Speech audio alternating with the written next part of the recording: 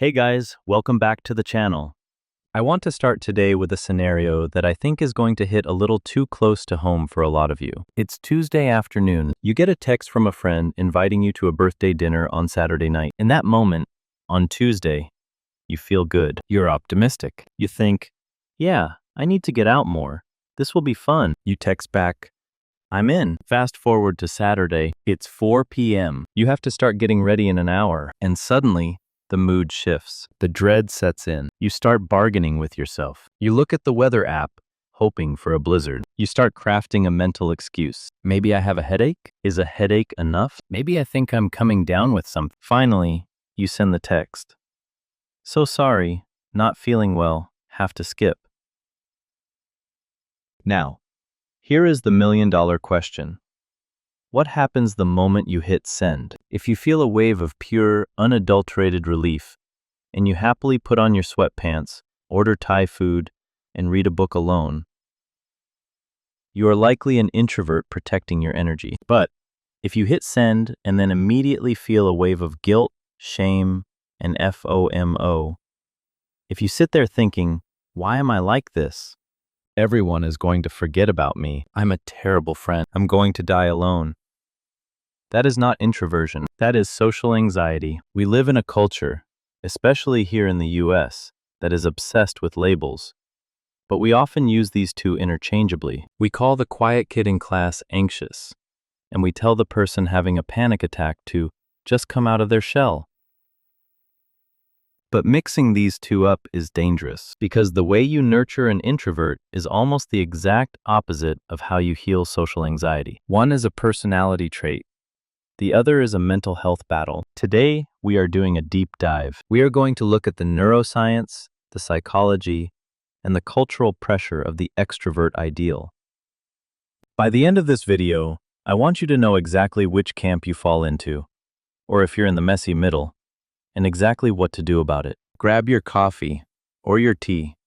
Get comfortable. Let's get into it. Let's start with introversion. And I want to clear up the biggest myth right out of the gate. Introversion is not the same thing as shyness. Shyness is the fear of negative judgment. Introversion is a preference for low stimulation environments. You can be a shy extrovert. You can be a socially confident introvert. So, what is introversion? Really, it comes down to biology. It's in your wiring. It's largely about how your brain responds to a neurotransmitter called dopamine. We all know dopamine.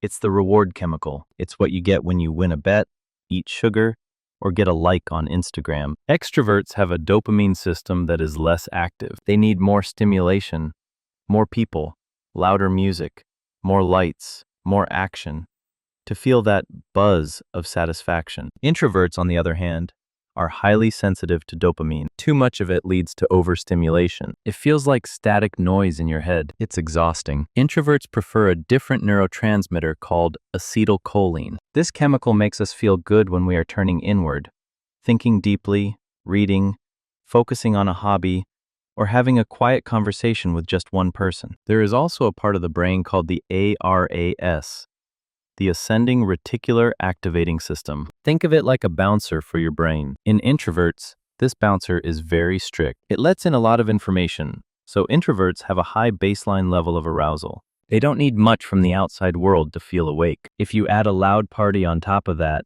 they crash. They get the introvert hangover. So, if you are an introvert, you aren't broken. You aren't antisocial. You are simply biologically wired to conserve energy. Your battery drains when you are out, and it recharges when you are alone. That is the fundamental mechanic. Now let's pivot to social anxiety disorder, SAD. This is totally different. While introversion is about energy, social anxiety is about fear. Social anxiety is rooted in the amygdala, the lizard brain. This is the part of the brain that scans for danger. Back in the caveman days, if you were kicked out of the tribe, you died. So we evolved to care about what other people think. It's a survival mechanism. But for people with social anxiety, this mechanism is hyperactive. It's like a smoke detector that goes off when you make toast. You walk into a room and your brain screams, danger. You aren't thinking, I'd rather be reading a book. You're thinking, everyone is looking at me. Did I walk weird? Is my shirt unbuttoned? What if I say something stupid? They're going to judge me. This triggers the sympathetic nervous system. Fight, flight, or freeze. Your heart rate spikes, your cortisol rises, your palms sweat, your digestion stops, which is why you get that pit in your stomach. The core of social anxiety is the intense fear of being scrutinized, judged, or humiliated. It is a performance anxiety that applies to everyday life. And here's the kicker. People with social anxiety often want to be social. They crave connection. They look at the group laughing at the bar and they think, I wish I could do that. But they feel like there is an invisible glass wall separating them from everyone else. So, introversion is, I can do this, but I choose not to because I'm tired. Social anxiety is, I want to do this, but I can't because I'm terrified. I want to take a second to talk about the cultural context here in the United States, because it plays a huge role in why we feel so messed up about this. We live in what author Susan Cain calls the extrovert ideal. Think about American culture. Who are our heroes? The loud CEO, the charismatic politician, the high school quarterback, the influencer who vlogs their entire life. From the time we are in kindergarten, we are graded on participation. If you sit quietly and do your work, the teacher asks your parents if something is wrong with you. We have open plan offices where you are expected to be constantly collaborating. We have networking happy hours that are mandatory for career advancement. In this environment, introversion is often treated as a second-class personality. We are told to speak up, put ourselves out there, and fake it till we make it. This pressure causes so many introverts to develop what looks like anxiety. You start thinking, why can't I just be normal? Why do I hate this? You start to gaslight yourself. You force yourself to go to events. You burn out. You perform poorly because you're exhausted.